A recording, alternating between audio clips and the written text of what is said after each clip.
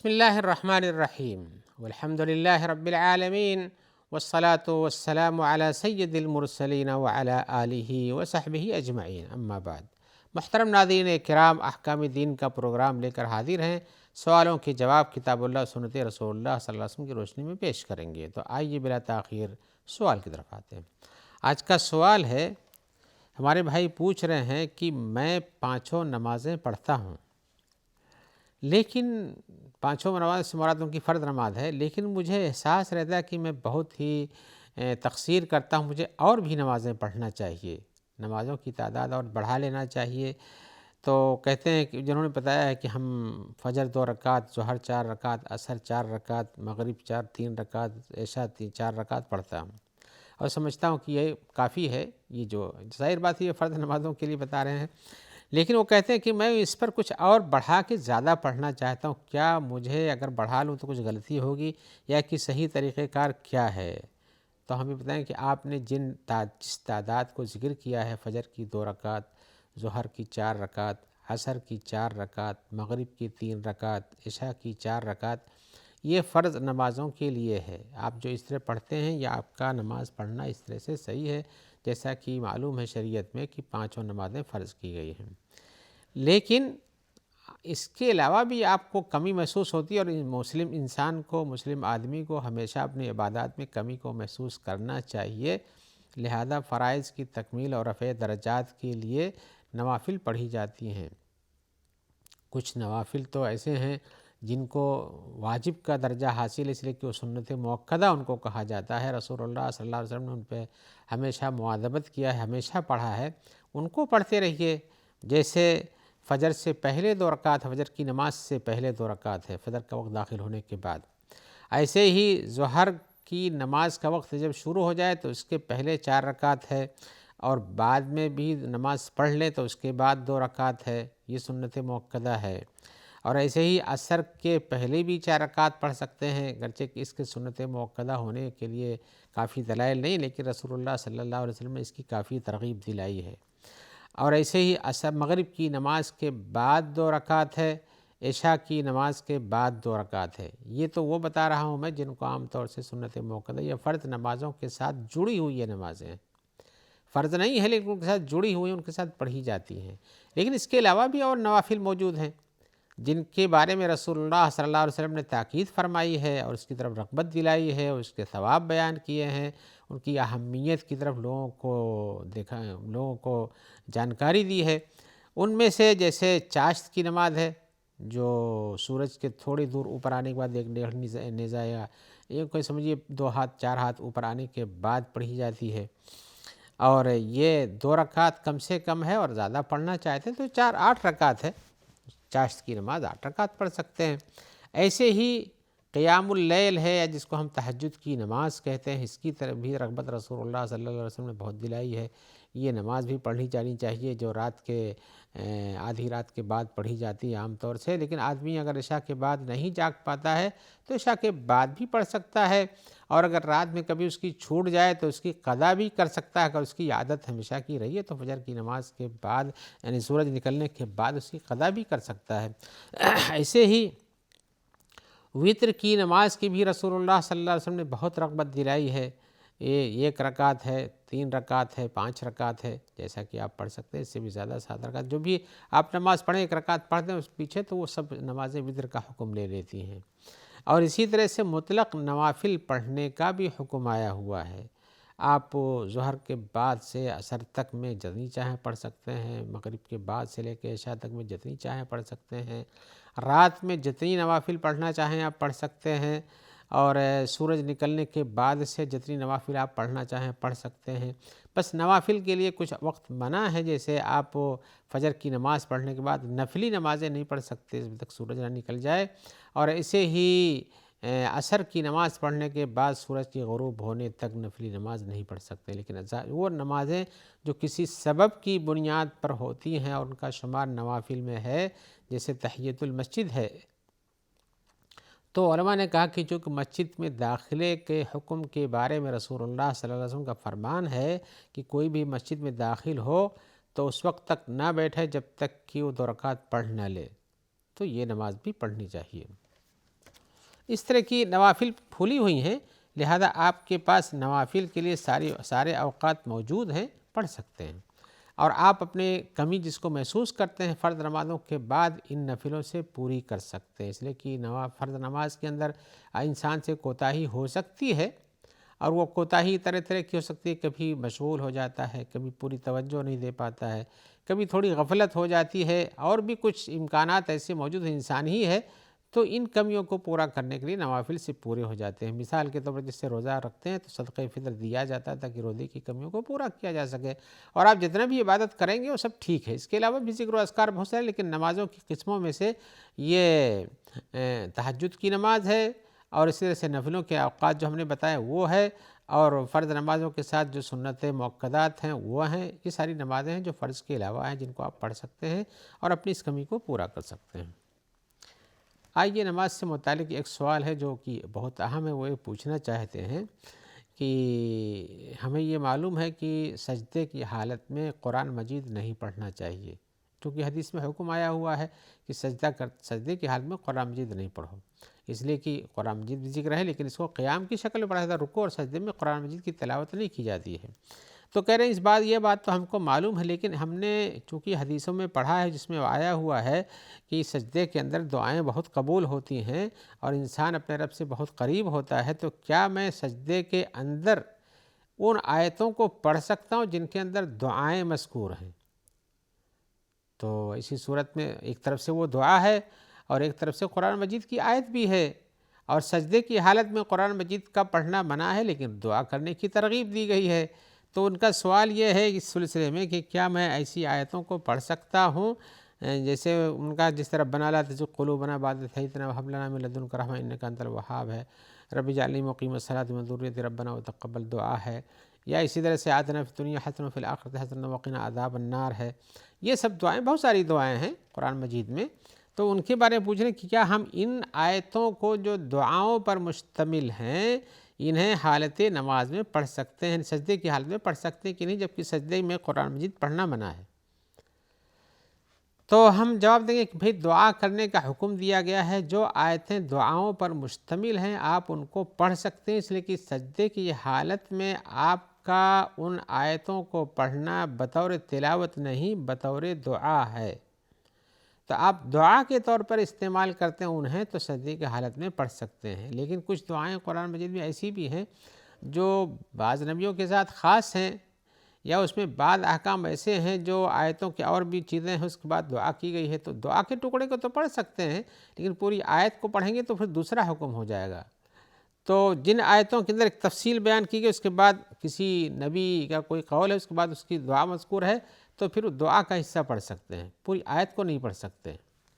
اور اگر ان آیتوں کے اندر دعاؤں کے اندر موجود الفاظ جو ہیں آپ کچھ اپنے الفاظ میں ڈھال لیتے ہیں تو پھر آپ کے لیے کچھ حرج نہیں، اس لیے کہ آپ نے عربی کی جو دعا تھی اس کو عربی میں پڑھا ہے، الفاظ بدلے ہوئے ہیں، قرآن مجید کے الفاظ نہیں لیکن دعا کا مفہوم معنی تو وہی ہے۔ میں جو اشارہ کر رہا تھا کچھ دعائیں خاص ہوتی ہیں نبیوں کے لیے، ان دعاؤں کو رسول اللہ صلی اللہ علیہ وسلم نے بھی نہیں پڑھا ہے، نہ مانگا ہے اس کو، لہذا اس سے نہیں پڑھنا چاہیے۔ اس سے ایک دعا قرآن مجید میں ہے، حضرت سلیمان قال رب اغفر لی وہب لی ملکا لا ينبغی لأحد من بعدی، ان کا کہ اللہ تعالیٰ میری مغفرت فرما دے، رب اغفر لی تو دعا عام ہے، لیکن وہ حب لی ملکا لا ينبغی لأحد من بعدی، ایسی بادشاہت دے جو کسی اور کے لیے میرے بعد نہ ہو۔ اب آپ یہ دعا پڑھیں تو آپ کو یہ دعا پڑھنا درست نہیں، اس لیے کہ یہ اللہ کے رسول صلی اللہ علیہ وسلم نے بھی اس سے احتراز کیا ہے۔ اس کی مثال یہ ہے کہ رسول اللہ صلی اللہ علیہ وسلم نے ایک بار نماز پڑھی، اپنی نماز میں کچھ آگے ہوتے تھے پیچھے ہوتے تھے، اور کبھی آپ نے کسی کو ایسے ہاتھ بڑھا کے پکڑا تو لوگوں نے بعد میں سوال کیا رسول اللہ صلی اللہ علیہ وسلم آپ نماز پڑھتے تو آپ کا اشارہ اس طرح سے کیسا تھا، یہ کس مقصد سے تھا؟ اس لیے کہ صحابہ کرام رسول اللہ صلی اللہ علیہ وسلم کی حرکات و سکنات، چال ڈھال، گفتار رفتار سب پر نگاہ رکھتے تھے تاکہ ان کی اقتداء کر سکیں، تو اسوہ حسنہ پکڑنے کے لیے وہ کام کیا کرتے تھے۔ انہوں نے یہ بھی پوچھا کہ ہو سکتا ہے نماز کی کوئی پوزیشن ہے اس میں ایسے نماز کرنا پڑتا ہو، جیسے تشہد میں انگلی ہلانے کا تذکرہ مثال کے طور ہے، رفع الیدین کرنے کا تذکرہ، ہاتھ یہاں باندھنے کا ہے، تو رسول اللہ صلی اللہ علیہ وسلم جس طرح سے نماز پڑھتے تھے ویسے ہی رسول اللہ صلی اللہ علیہ وسلم کے اصحاب نے دیکھا، اس لیے کہ آپ کا حکم تھا صلو کما رأیتمونی اصلی، جس طرح سے میں نماز پڑھتا ہوں اسی طرح سے تم لوگ بھی نماز پڑھو، کما رأیتم، جیسے تم لوگ ہم کو نماز پڑھتے دیکھتے ہو اسی طرح سے نماز پڑھو. تو لہذا نماز کی کیفیت کا دیکھنا بھی ضروری تھا. جیسے کہ حجۃ الوداع میں آپ نے کہا خذوا عنی مناسککم، مجھ سے حج کے طریقہ کار یا سمجھ لو، سیکھ لو. آپ نے جیسے جیسے کیا صحابہ کرام نے ویسے کیا، اور جہاں نہیں سمجھا وہاں پوچھا تو آپ نے بتایا ان کو. تو یہ اس صورتحال کو کہ آپ نے ہاتھ سے کچھ پکڑا، پوچھا تو کہا کہ شیطان سامنے آیا، اس نے ہماری نماز خراب کرنی چاہیے، تو میں نے سوچا تھا اس کا گلا پکڑ لوں اور اس کے بعد اس کو باندھ دوں میں کسی کھمبے سے، تاکہ تمہیں صحابہ کرام کے بچوں کو دکھا دوں صبح کو. تو لیکن پھر مجھے یاد آیا کہ حضرت سلیمان کی یہ دعا تھی، وَهَبْ لِي مُلْكًا لَا يَنبَغِي لَهُم بَعْدِي. تو ان کے تابع چونکہ جن و شیاطین بھی ہوتے تھے، جیسا وہ کہتے تھے ویسا ان کے لیے کام کرتے تھے. تو میں نے اس دعا کی بنیاد پر یہ کام پھر نہیں کیا. تو اس دعا میں مداخلت نہیں کرتے، آپ کے لیے درست نہیں ہے. ویسے رسول اللہ صلی اللہ علیہ وسلم اپنی دعاؤں میں، اپنے نماز میں، اپنی دعاؤں میں قرآن مجید کے احکام و آیات کی پابندی کرتے تھے، اور دعاؤں کا جہاں جہاں حکم ہے اس کی تعویل کر کے اس کو اسی انداز پہ پیش کر. جیسے سبحان ربی العظیم ہے، سبحان ربی الاعلیٰ ہے، یہ قرآن مجید میں سبح بسم ربک الاعلیٰ ہے، اور سبح وغیرہ کے جو الفاظ ہیں ان کی تعویل کرتے رسول اللہ صلی اللہ علیہ وسلم کو پڑھتے تھے. تو آپ اس طرح سے یا سبحان کا کے لفظ سے استعمال کرتے تھے، سبح کی معنی سبحان کا بھی کہتے ہیں. تو حضرت عائشہ کا ایک فرمان ہے، نبی صلی اللہ علیہ وسلم کثرت سے اپنے رکوع اور سجدے میں کہتے تھے، کیا کہتے تھے؟ سبحانک اللہم ربنا وبحمدک اللہم اغفر لی.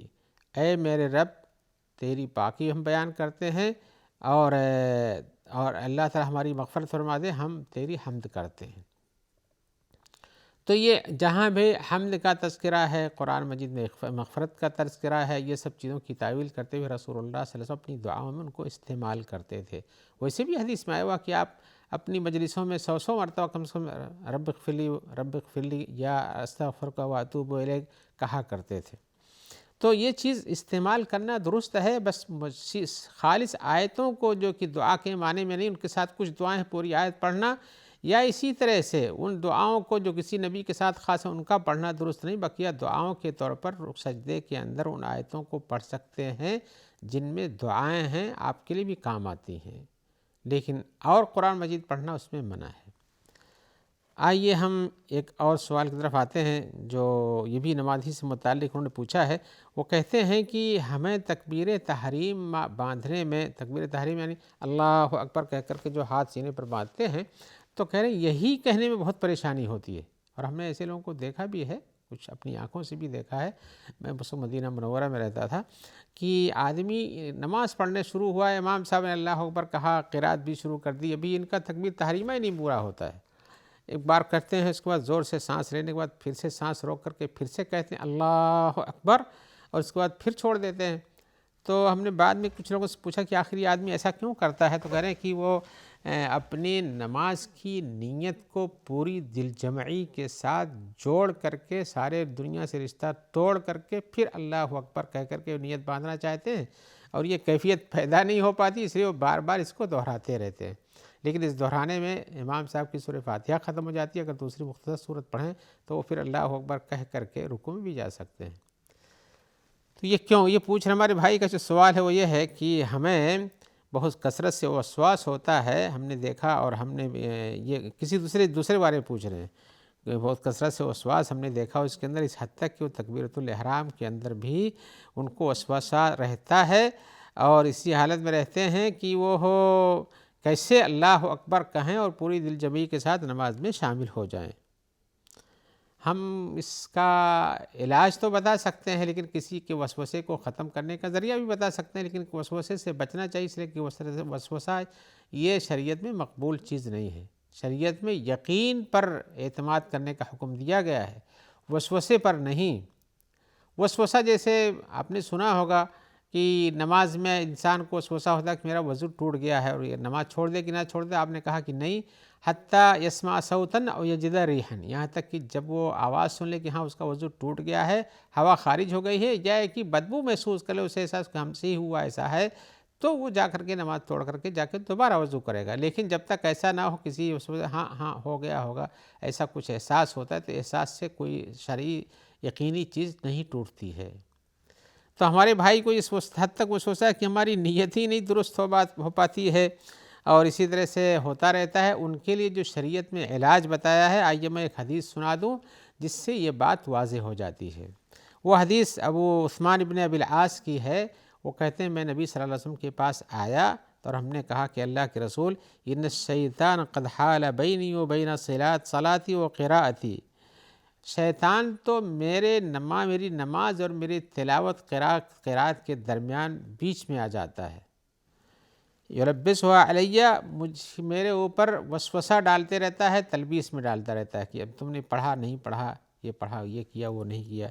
تو رسول اللہ صلی اللہ علیہ وسلم فرمایا ان سے، قال ذاک الشیطان یقال له خنزب، وہ ایک شیطان ہے، اس کا خنزب نام ہے. فَإِذَا أَحْسَسْتُ فَتَعَوَّذْ بِاللَّهِ مِنْهُ، جب تمہیں احساس ہو جائے کہ ہم کو وسوسہ ڈال رہا ہے، یعنی وسوسہ تمہیں پیدا ہو رہا ہے، تو تم اعوذ باللہ من الشیطان الرجیم پڑھو. وَادْفُلْ عَلَىٰ يَسَارِكَ ثَلَاثًا، اور اپنے بائیں طرف تھو تھو 3